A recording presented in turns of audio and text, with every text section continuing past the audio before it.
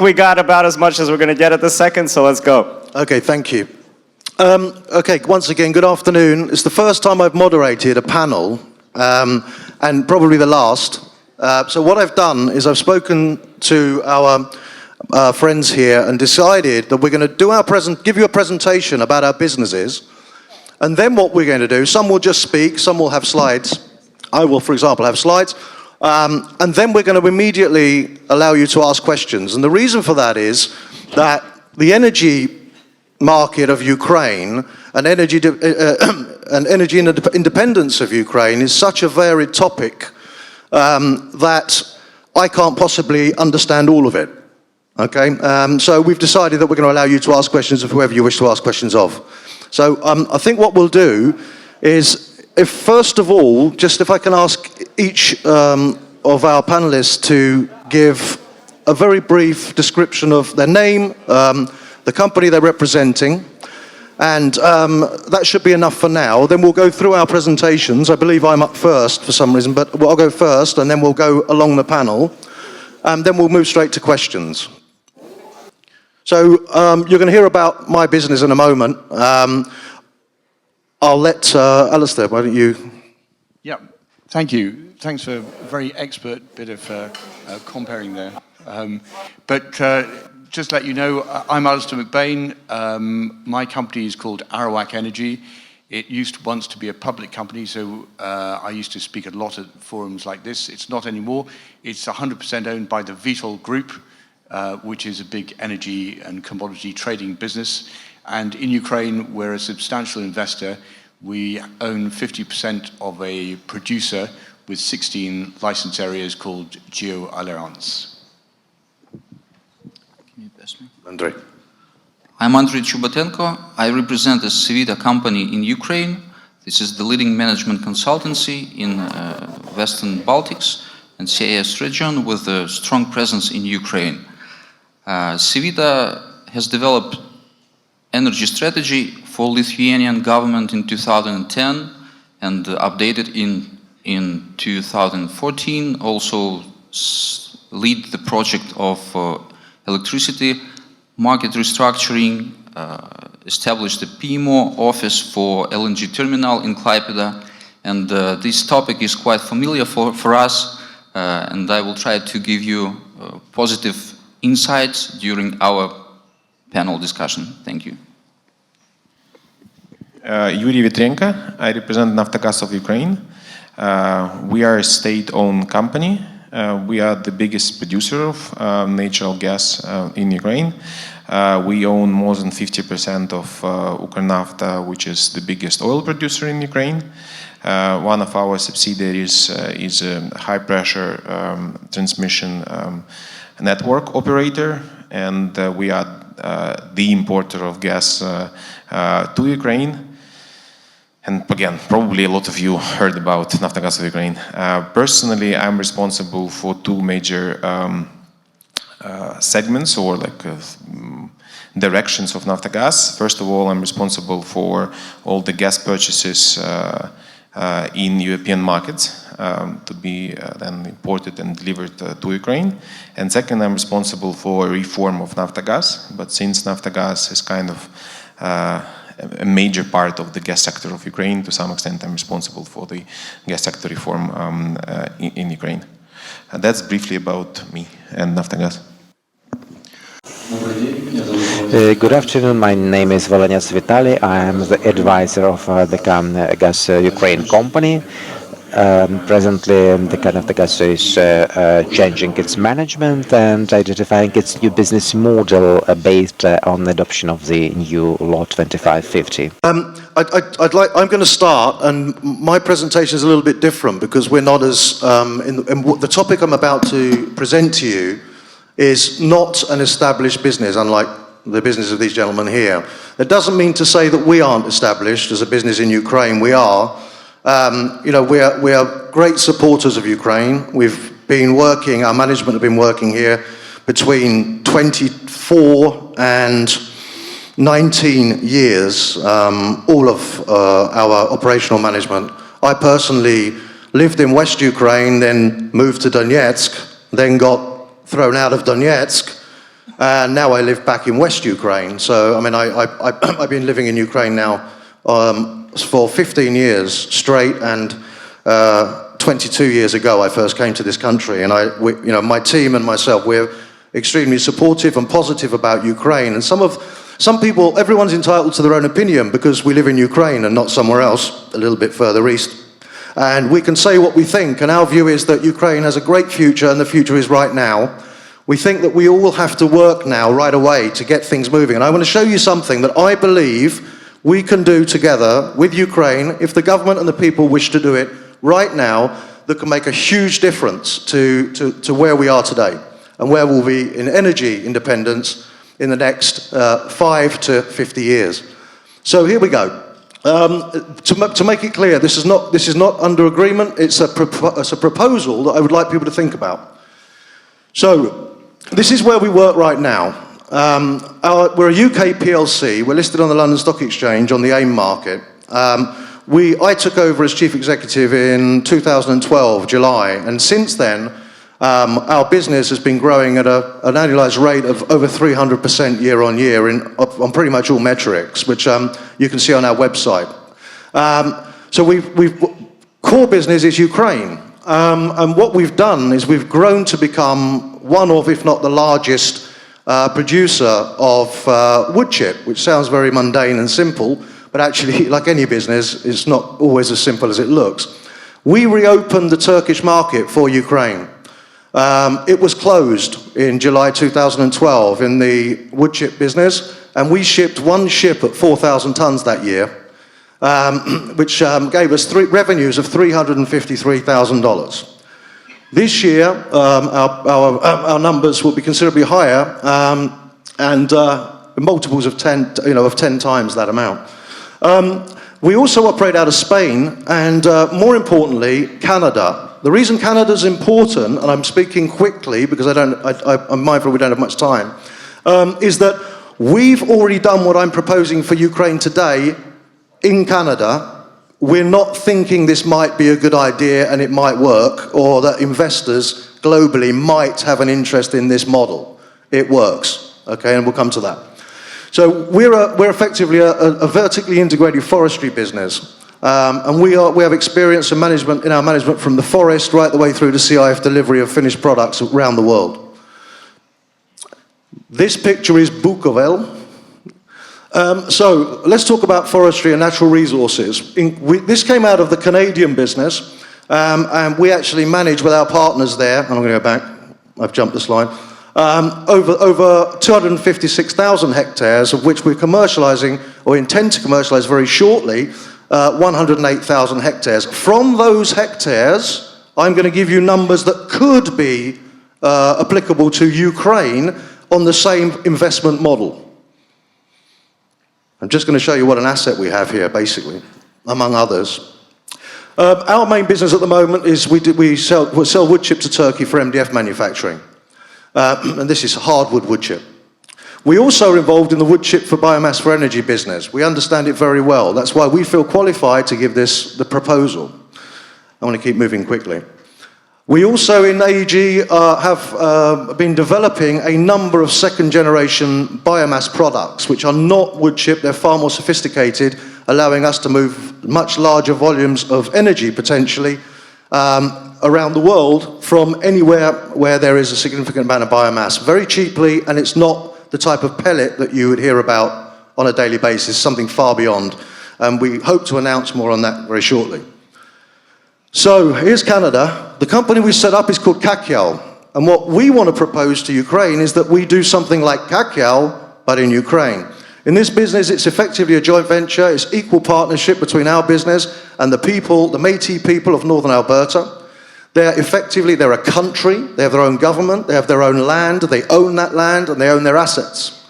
We partnered with them the first time in Canadian history in this structure, and went around the world once we'd spent 7 years restructuring their documentation and their land rights and title, and auditing their assets, to receive investment offers in just 7 weeks of over $300 million. So we know that and we met 67 international investment funds the smallest of which manages around $9 billion. These are all funds that are interested in forestry businesses. So let's have a look at here. What we do as a business is all of those things. We are involved in forestry. We have expertise in each of these parts of the equation. Some of our team members on the far right have built power stations in Italy between 15 and 38 megawatts, so nothing too big, which is great for Ukraine, as I'm going to explain momentarily. Forestry equals power, and that's meant to be a double entendre there. We believe that, and I'll go forward, not only does it mean electricity, but it means independence for a significant proportion of the generating capacity required by Ukraine today or going forward. So here we have Ukraine. You'll note that Crimea and Donbass are Ukrainian. And in that map, you have 9.6 million hectares officially of forestry. Clearly, that number is probably a little bit too objective. It needs to be measured and audited to see what's there in reality. Could be significantly more, could be less.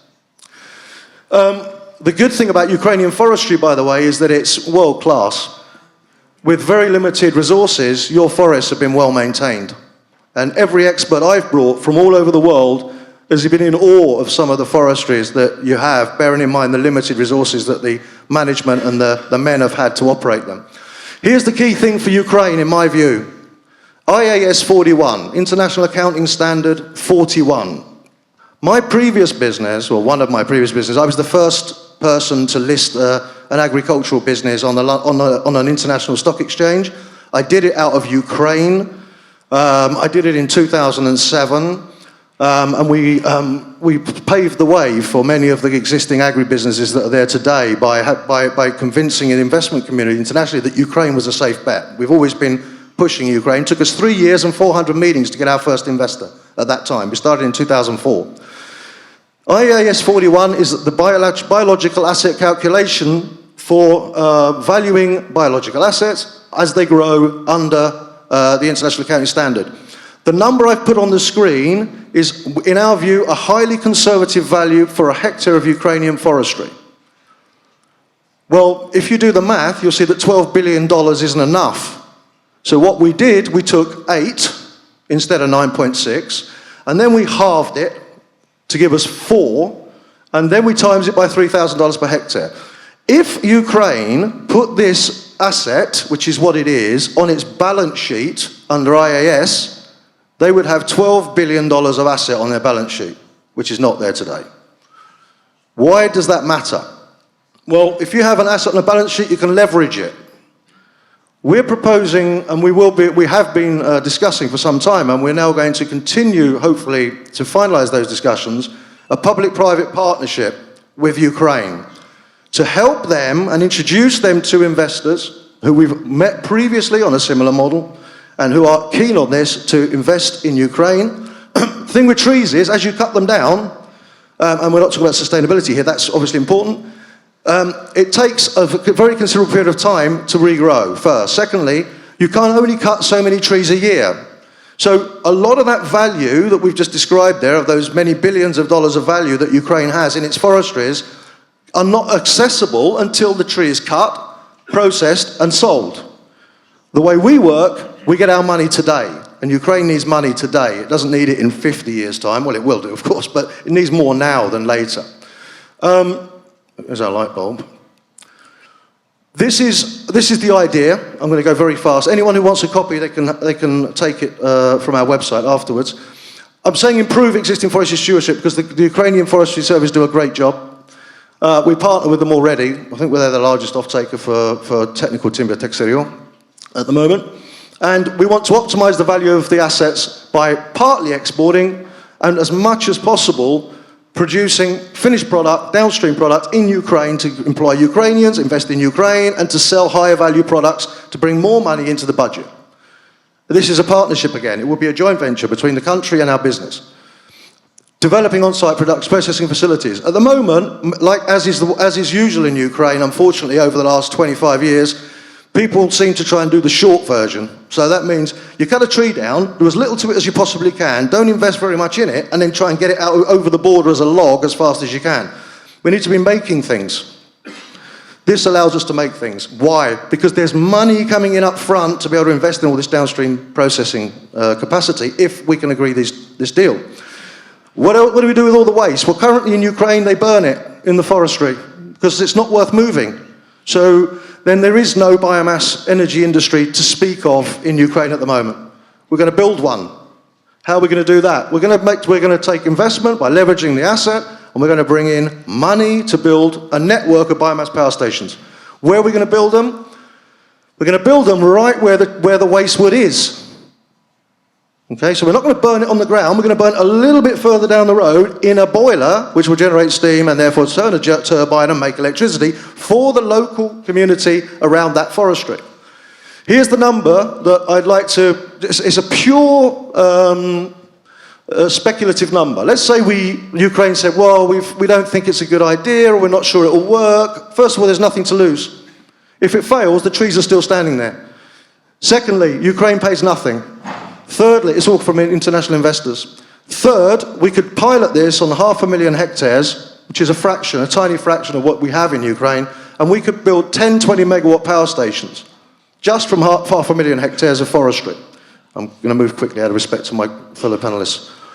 Electricity where it's needed doesn't involve then lots of billions of dollars of infrastructure by putting in new power lines. We're going to put the plant where the customers are, because that's where the forests are. They're in rural communities and around some of the larger cities like Vinnytsia, Uman, and Khmelnytsky, and so on. Lots of jobs. The only reason that the forestries don't employ more people is they don't have enough money to invest in equipment, and they simply aren't. They're operated well, but they could be operated better and employing far more people. Dollars. It gives GDP improvement. It could be huge GDP improvement and government revenues. So we're not saying, could you please give us another 100 million, please, to the EU or anybody else. We're saying, we're going to earn out some of these hundreds of millions. Here they are. And we're going to develop part of the Ukrainian renewable energy industry with Ukraine, subject to this being accepted by our new government. And I think that we really hope that they will do it. Outdated infrastructure. Well, we're going to build new plants. And I'm nearly there. We're going to build new ones. This one, reduce reliance on imported coal and gas. I used to live in Donbass. I'm sure not much coal is coming out of Donbass right now. Lots of it's being imported because at Yuzhny port, where we operate, we often have our ships blocked or delayed by a couple of days because of incoming coal shipments. And they're coming, I believe, from Australia and South Africa. So we can, as much as we can put through this program is coal that we don't have to import. And we're at the end. This is what we propose. This is how we see the biomass sector in Ukraine. And it's something that we can do. We believe we can do it fast, and we can do it right now. And that says thank you very much. So could I ask Alastair, perhaps, to go next?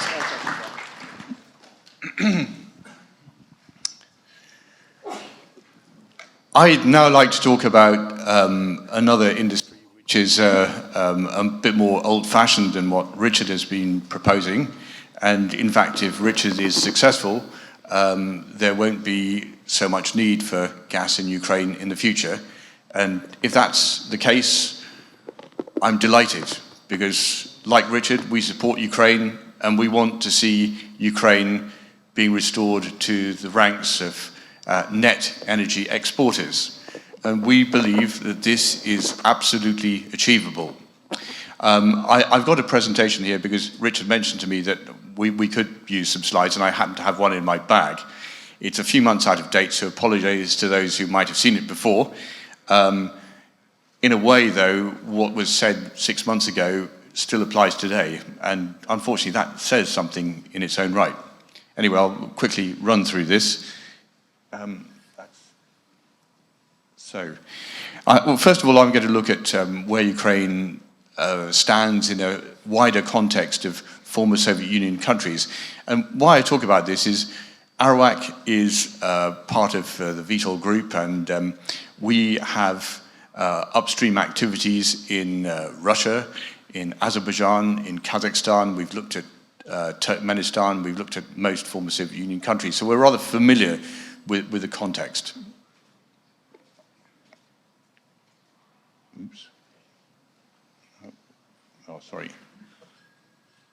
Sorry about this. That one, okay.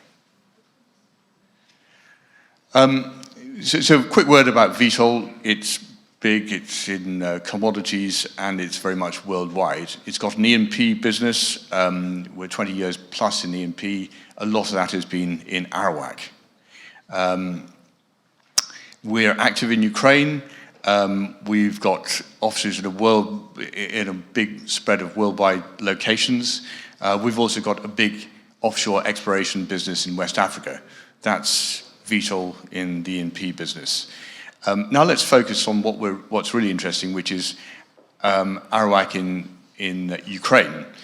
As I mentioned before, we've got 50% of an existing gas producer called Geo Alliance, which we bought in August 2012. When we bought it in August 2012, of course, Ukraine was a very different place, and we followed the events that happened afterwards with great excitement, because in many ways it appeared to be exactly what we hoped might happen was happening, in the sense that we were moving to a more open, a more fair society, and one which is going to be more pro-business. As it turns out, that process is still in its early days, if not infancy. We produce quite a bit of gas, or we can produce quite a bit of gas, about 1 million cubic meters a day and 185 tons of liquids. We started off by shooting 3D seismic, which is, for those who are not aware, it's like an MRI scan of the underground, and further 2D. And we followed this up with an aggressive drilling program. So we drilled 7 wells in 2013. They're rather deep, over 5,000 meters. We have a strong in-country technical team. And then in 2014, we were able to improve our drilling location selection and have a much more economics-driven focus. We drilled further wells, and we used some advanced well stimulation techniques, otherwise known as fracking. And this was successful. We had a big increase in production as a consequence in 2014, around 40%. Now I'm going to just put Ukraine in more of an international context. And we've used a rather arbitrary methodology, but I think it sort of works. And we've looked at some of the ways in which former Soviet countries have dealt with moving out of the Soviet system and how well they've done. Okay. So one of the things is price regulation, the degree to which free pricing applies. And if you talk about historical legacy, so score 1, the lowest score, that means a low regulated price affecting one or more product and distorting economics. The best is export prices are not regulated, instead set by market, and so on. State planning, the same sort of thing. One of the big things in former Soviet Union countries is the degree to which you have to spend a lot of time filling in forms and doing things for bunches of bureaucrats who really serve no purpose, now that the state planning process has, at least in theory, stopped. We've got license divisibility, which is a little technical. That's the degree to when you get a license. I mean, in a ordinary international environment, if you acquire an upstream subsurface user license, you get to pay some money to the government, and then you fulfill a work program, and that's it. But in the Soviet system, there was a distinction between exploration and production, and that's reincarnated itself in post-Soviet countries in some forms, where an exploration license is different from a production license, and so you can spend the money and take the risk on exploration and not get the result of that, which is fairly disastrous. So we've scored it on that. And then there's project execution impediments, which is general bureaucratic impediments. So we've looked at how different countries have done with this. We've looked at Uzbekistan, Turkmenistan, Ukraine, Russia, Kazakhstan, and Azerbaijan, and scored them using this. And the result is, and then we plot the scores against hydrocarbon growth in the post-Soviet period. And you can see that Azerbaijan, which has the highest score, which has done best, and it's a little strange because Azerbaijan is not a model society in many other ways, but in the oil and gas sphere, it totally junked the old Soviet oil and gas legacy matters and completely reformed its system through the adoption of PSAs. And they also have the highest hydrocarbon growth. Ukraine has been, the blue spot down there is very low, and as a result, well, who knows? As a result is a conclusion, which perhaps it's not the only reason, but it has not had much growth in hydrocarbon production. We believe that the Ukrainian energy opportunity is very substantial. We think it's not just about tax, it's also about the legal and regulatory environment, as well as the market. But so far, Ukraine has, well, at least at the end of last year, Ukraine has lagged behind other former Soviet countries, including Russia. But unlike Russia, which thinks it has no particular need for investment, there's a pressing need in Ukraine. I think it's widely accepted that Ukraine strongly needs foreign investment. So we believe that quick and simple reforms can result in significant gains in production for all producers, even before bringing in mega project investors. And we believe that the concentration of assets in the hands of a few is high by international standards and needs to be lowered to stimulate a vibrant sector. So you can see in the chart on the bottom right-hand corner, we've got the same plot of the growth in hydrocarbon production plotted against the government share in production. And again, there's quite a strong correlation there. It's not the only factor, of course. Some of the things we'd like to see happen would be access to land rights, access to land, the adaptation to technological change and the commercial world, gas market liberalization, and thanks to good work by particularly Naftogaz, there's a new gas market law which goes a long way to addressing gas market liberalization. So the reform is happening, and you can see that one of the key aspects here has been market reform, and this has been addressed now. So I won't dwell on this slide, but it shows how the very low domestic gas price, which I know it's been difficult for people to accept, moving away from low domestic gas prices, but it has distorted the market and has throttled back the potential for investment, and this has been addressed. So just talking about reform timing, we believe that things like energy conservation are very important here.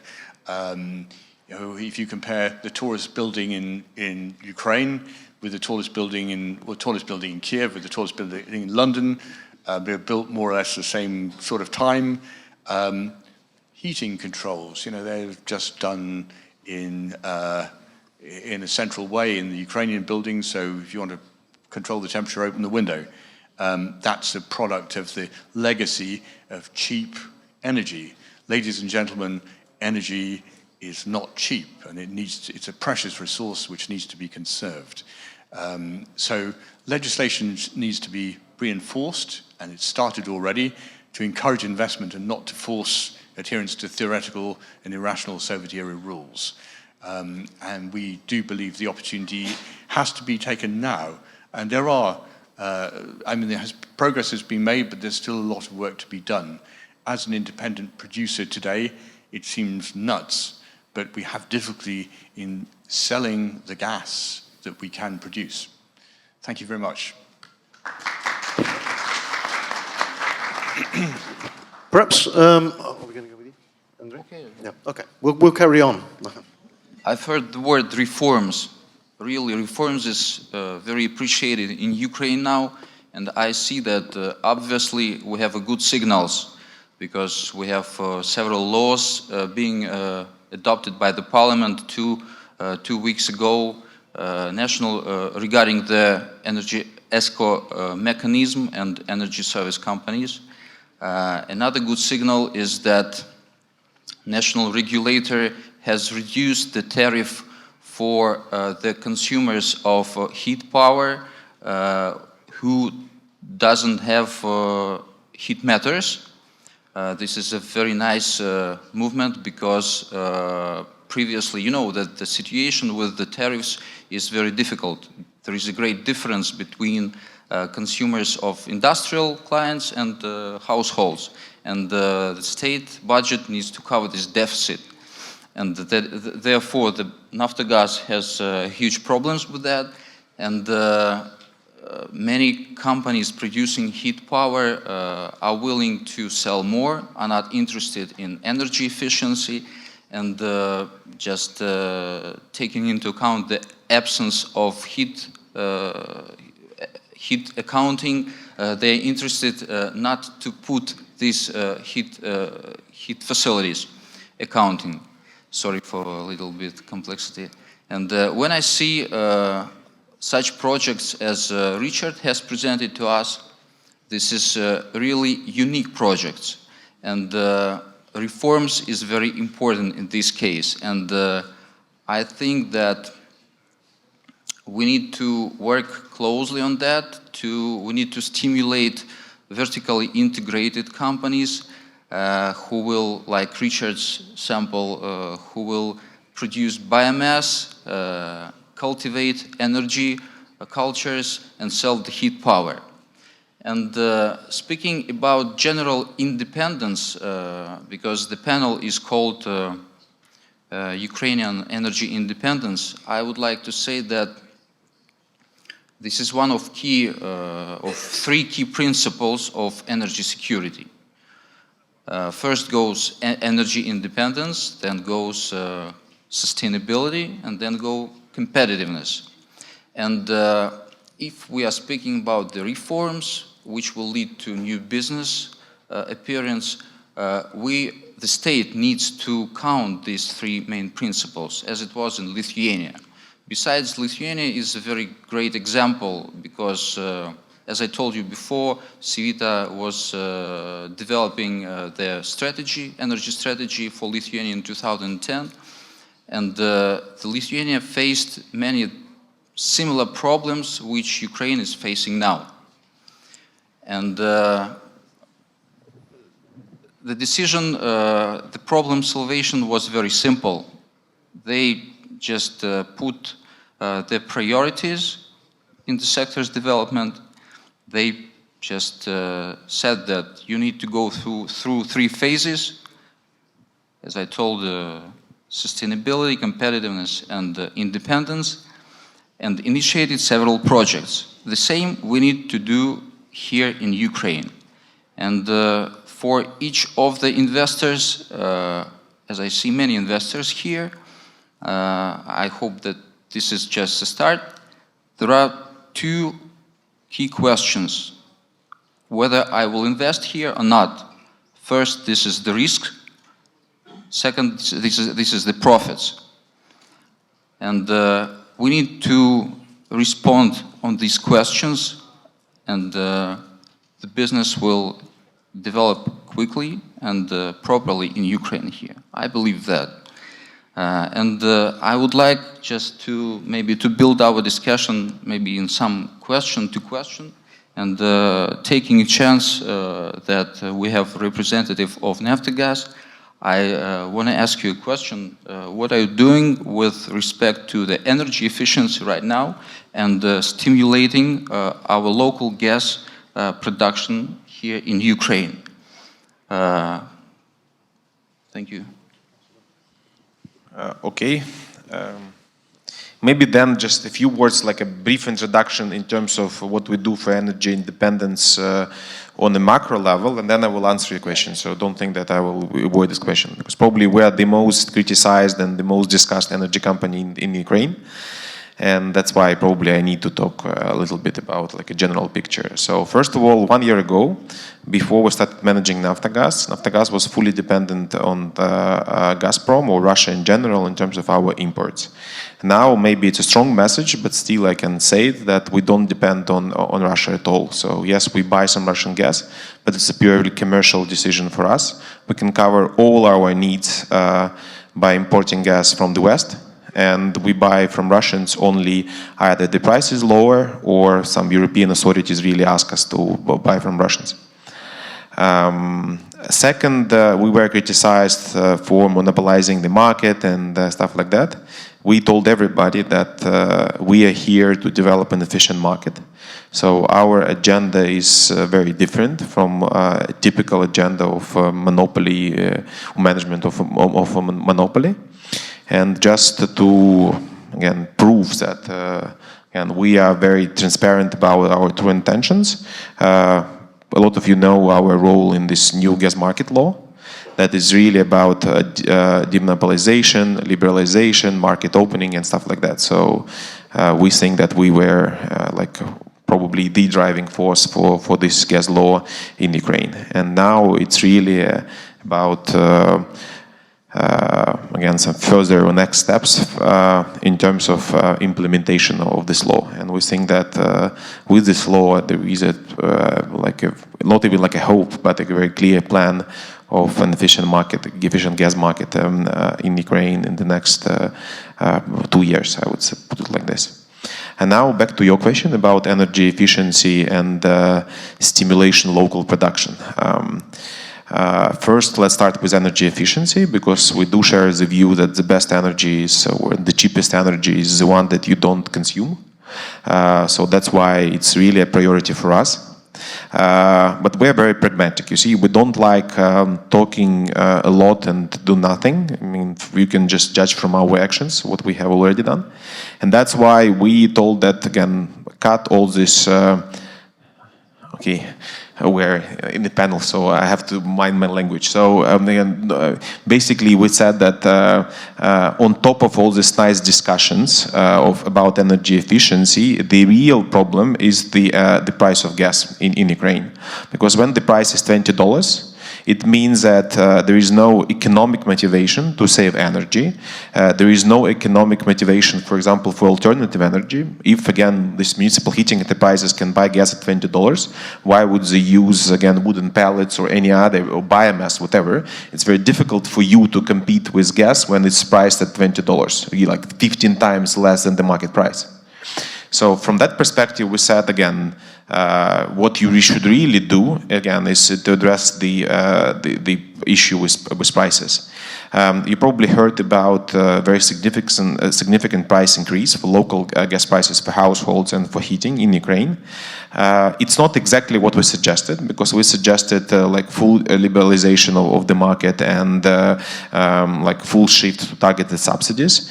The government decided to take like a safer option and choose a safer option, and that's why it's not full liberalization, but at least a very significant advance in terms of the pricing reform. And we're saying that currently, at least, the economics is there. So there is an economic stimulus for people basically to save energy, and there is an economic stimulus for alternative energy to replace gas when it should be replaced.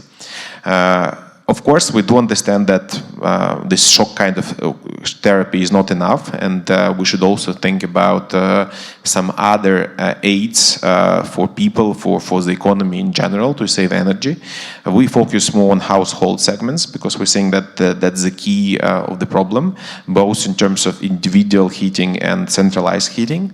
We're finalizing, I would put it this way, some very concrete plans how Naftogaz could step in and again make the difference, because what we can see currently in the market, that a lot of IFIs, a lot of other institutions are kind of helping Ukraine to become more energy efficient. But if we look at the trend, again, we're becoming less energy efficient, because our infrastructure is becoming more and more obsolete, and some projects, small projects here, there, and everywhere, they don't change the trend. So our task is really to reverse this trend and to do something that would really help Ukraine to cut, for example, consumption in household segment by at least 30% over the next 3 years. So we're finalizing these plans. We will present it to the government and we'll present it to the National Reform Council, and we hope that in June, again, if the government and the National Reform Council approve it, we will be able to tell more about details. In terms of stimulating local production, frankly speaking, it's not our role, and it's not that I'm avoiding some difficult questions. I do understand that it's a disaster, basically what the government does in this sector. So, and personally, I can't understand why instead of developing local production in the times of war, supporting basically economy, reducing our needs for imports, creating again new jobs, whatever, we do everything. I mean, we, the government, although we're not a part of the government, we're just a company, we do everything basically to hurt the sector. I do understand that the part of this problem is that almost like 90% of the sector is controlled by people that that have some very questionable reputation in Ukraine and some very questionable degree of trust from people of Ukraine and from Ukrainian government. But I think that there should be much more civilized ways to fight corruption in this sector, or again, to solve these problems, how they got control of these assets, but not just to kill the entire industry. But at the same time, what we can do basically is, for example, again, opening the market in terms of, for example, increasing the prices so that independent producers can supply to households, can supply to heating enterprises. That's something that at least over the next 2 years will have a huge effect on the industry, because currently the market size is very small. You can ask industry participants, they have difficulties in selling gas at the moment. Although, again, Ukraine is still importing, but they can't sell their gas because, of course, if the market is limited just to some high credit quality industrial consumers, then the market is like 10 times smaller than the total size of the market. And we do think, and we do everything that's from the 1st of October, basically this year, these guys will be able, in practical terms, to sell to households, to sell to municipal heating enterprises. There is a question of price, but if you follow the IMF memorandum, the price will be increasing further, and it will reach the import parity price 75% next year, and in 2 years it will be 100% of the import parity price. So maximum in 2 years, basically, there will be no price difference, and that's why, in general, we're saying that we will have a much bigger and much more liquid market, and it would help these guys. Also, again, we support their initiatives, and even like we have some joint efforts to lobby decrease in rent payments, and in general, like reform of the taxation system for local production, because we think that it's not wise at all. It's very obsolete, it's very Soviet kind of style, and we think that there should be the profound change in the system. And again, we talk to the government, we talk to the IMF, we fully support some reasonable initiatives from independent producers to help them. And because we think that it is our kind of general goal for all the good market participants to develop the market. That was it. Thank you. Sergey. Уважаемые коллеги, друзья, на сегодняшний день, конечно, открываются большие перспективы и возможности в связи с принятием нового закона про рынок природного газа, а также формированием нового законодательства. Но нужно также учитывать, что энергетическая независимость не может быть эффективной без эффективного использования государственного имущества. На сегодняшний день компания ДК «Газ Украины» занимается разработкой бизнес-модели управления газораспределительными сетями государственного имущества. Поэтому это также та часть, которую нужно учитывать в формировании энергетической независимости. Ну и также, конечно же, новое законодательство дает возможность, открывает перспективный рынок для инвесторов и возможности расширения их бизнеса. Спасибо. Well, thank you, everybody. We've got probably, and I don't know, I'm looking for Mariana, but I think we probably have 5 or 10 minutes to take questions. If anyone has some questions, please.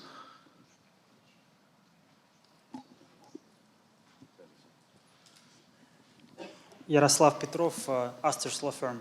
I have two questions, one question to Richard and one to Yuriy. Richard, as I understand, the main part of your business is exporting of wood chips abroad. And what do you think, what should be done by the government of Ukraine to incentivize you to sell your goods in Ukraine and to use these wood chips for Ukrainian biomass power stations and for such things? Okay, thanks for that question. So it's not quite that straightforward. In order to be able to sell this biomass in Ukraine, you have to have a client. There are no clients. There's been no encouragement over the last 25 years or since 1991 for anyone to build a biomass power station. We had Donbass, we had coal, we had all kinds of relationships, and things were done a different way.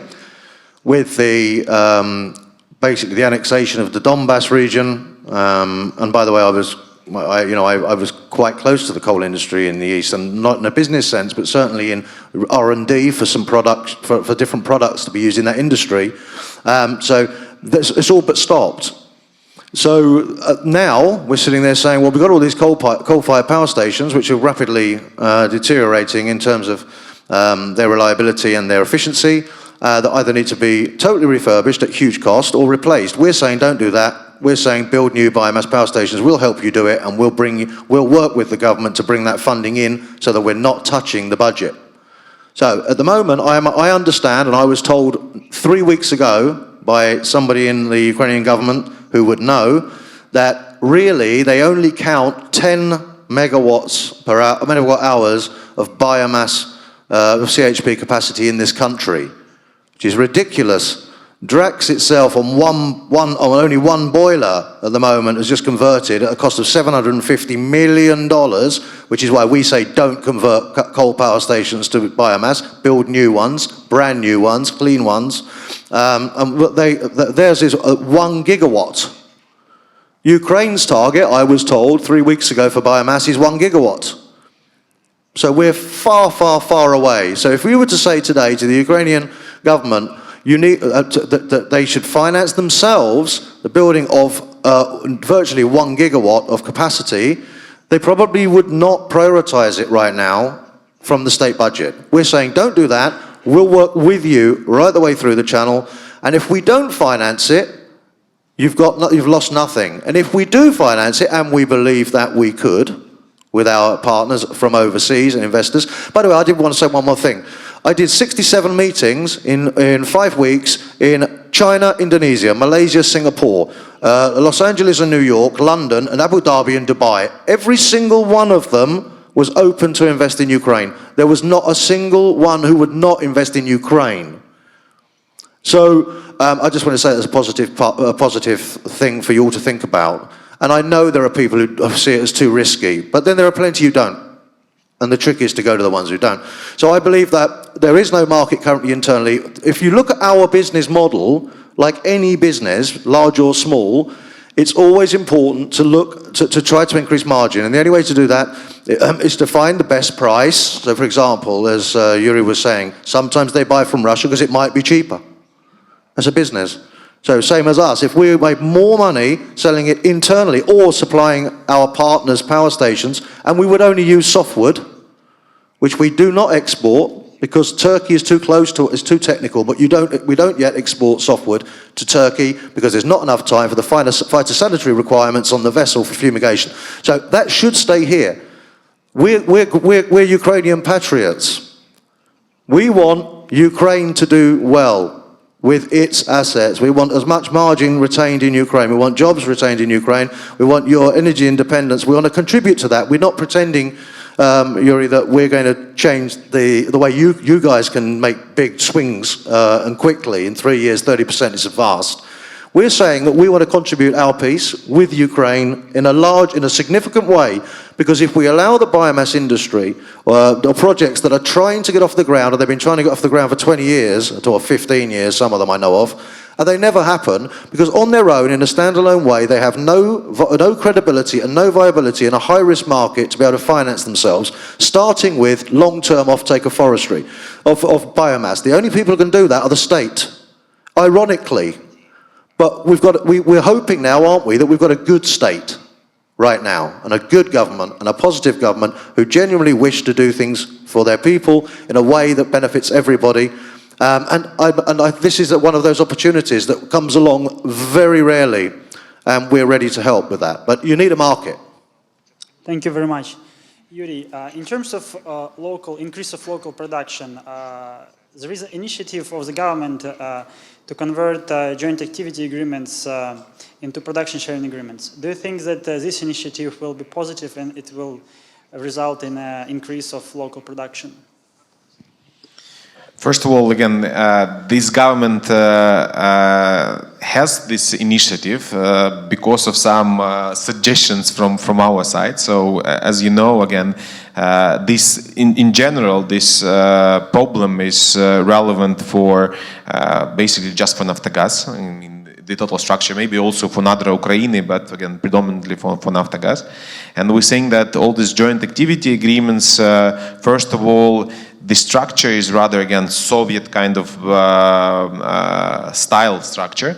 And also, we do have some problem with the image of these joint activity agreements, and again, in trust, because a lot of people behind these joint activity agreements, they don't get enough trust from the government and from the people of Ukraine. And I do reiterate this point because in production industry, it's important that general public understands the value we create for this country. You mentioned about some native Canadians, so that they understand the value you create for them. Alastair mentioned again that they are creating a lot of values, and it's very difficult to do some production business when people don't appreciate it. So from that perspective, we suggested that in order to clean image and to bring more kind of Western, more civilized structure, we need to convert joint activity agreements to PSA. Of course, there are a lot of barriers and bottlenecks and stuff like that. Frankly speaking, it was not our priority at the moment, but as we discussed it, after there is this new law and some other things like PSO, for example, on pricing, we will focus more on this convergence, and we will think that, again, we will be there rather soon. If I may add a comment to that as well. The PSA has been a very interesting instrument for bringing in big new investment. Unfortunately, over the last 6 months, we've seen the departure of Chevron, and it's probably true that Chevron themselves wanted to go, but they had a large commitment to Ukraine, which has evaporated. We've also seen Shell, which is a major investor in Ukraine, looking as though it's scaling back its activities here. And these are quite negative signals to the international community. And I think just talking about PSAs it's positive. There are a number of issues to be addressed with PSAs. How do you actually convert an existing producer to a PSA raises a lot of very difficult legal issues. And I think if people could find a way through it, it would be great. And speaking as an investor, an existing investor in Ukraine, there's nothing we would like to see more than other investors coming in. Yes, it's competition, but we want to see a thriving and vibrant upstream sector in Ukraine. Thank you. Do we have any more questions? Small question for all of you.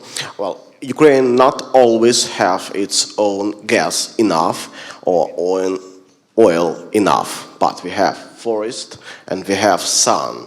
So it was told between others principle energy independence. And small question is solar energy. Is there any future, and what exact future in Ukraine according to your? What do you think about? It's a question for all. Thank you. Thank you for the question. I think solar is nice technology, but for Ukraine it should not be the priority.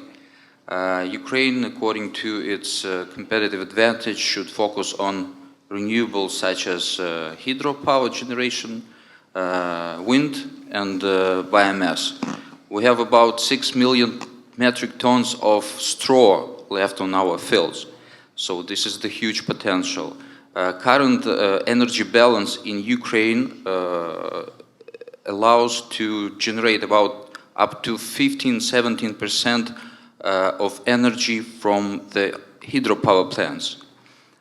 If we are speaking about biomass, I would like to add that currently we have a national plan adopted. It was done in September 2014, according to which by 2020, renewable energy sources will make up about 11%. And among them, solar energy is not the leading position. It is about on the 5th position. And it will take it amount, if I'm not mistaken, for about like 2–2.5% maximum, even less, up to 2%. Thank you.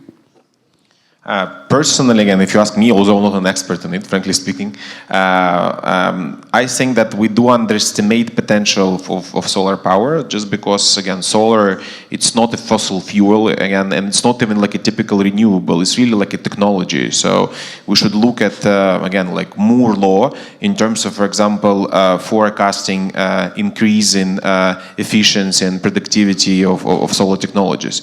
And I do believe that if you just look again at some market analysis, that this technology will increase its efficiency to an extent when in the very near future it will be probably one of the most important source of power in Ukraine. So that's our role of Naftogaz, just to leave, to help Ukraine live till that time, when solar energy is the primary source of energy, because it's there is like a free reactor somewhere there that would help Ukraine be happy and wealthy. Just on our view is, well, that solar doesn't create jobs in the same way that vertically integrated forestry, for example, or the agricultural industry does in Ukraine, whether we like it or not. There's a one-off opportunity with solar and some maintenance, but with a country like Ukraine, which is has always been very expert, and similar to the Canadian Métis people who are foresters. That's all they know, and that's what they do. This creates for them in their local communities thousands of jobs, and we already projected 7,000 jobs for our project, just in rural communities in forestry. And one more thing, sustainability everywhere in the world is an absolute nightmare for governments. But in Ukraine, we're cutting less than the forest grows by at least 28%. Your forests are vast. The cuttings are so low against the annual allowable cut that you're probably one of the most sustainable forests in the world. So you have plenty of room to do this without even impacting your asset, which is your forestry. I live in Dubai, and I've noticed the sun shines there a lot more than it does here. On the other hand, in Dubai, you don't have forests, so I don't see solar as being the most obvious solution to the renewable energy challenge in Ukraine. Thanks. Just small remark that the efficiency of solar technology currently is not more than 35%. So the energy could be taken from the sunlight. It's just 35% KPI. Thanks. One more question, I guess, if there is one. Everyone must be hungry.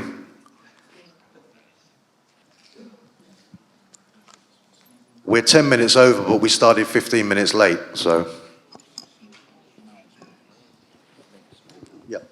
There's no more questions. Andrey, I'd like to make an announcement before we wrap up. I'd like to thank everybody for their frank and open comments, and particularly Naftogaz, which I found really interesting, and it encourages me that people will speak openly in Ukraine always. And I heard some things I didn't expect you to say, so thank you for that. And I'll give Andrey over before we leave to make an announcement of some kind. Dear sirs, on behalf of Svita and Empire State Capital Partners, I would like to invite you to a Renewable Energy Fund presentation. It would be done after the lunch in a format of B2B meetings, or if we will have enough people, just a presentation of fund. We will cover 2 projects of biomass, rather similar as Richard told us about, and electric vehicles. So just feel free to put the mark in the checklist, and we will make presentation and tell you in details about these projects and the whole fund. Thank you. Okay. Well, thank you very much indeed for taking the time to listen to us, and enjoy your lunch. Smacznego. Thank you, Richard. Thank you, gentlemen. As stated, you guys can have lunch.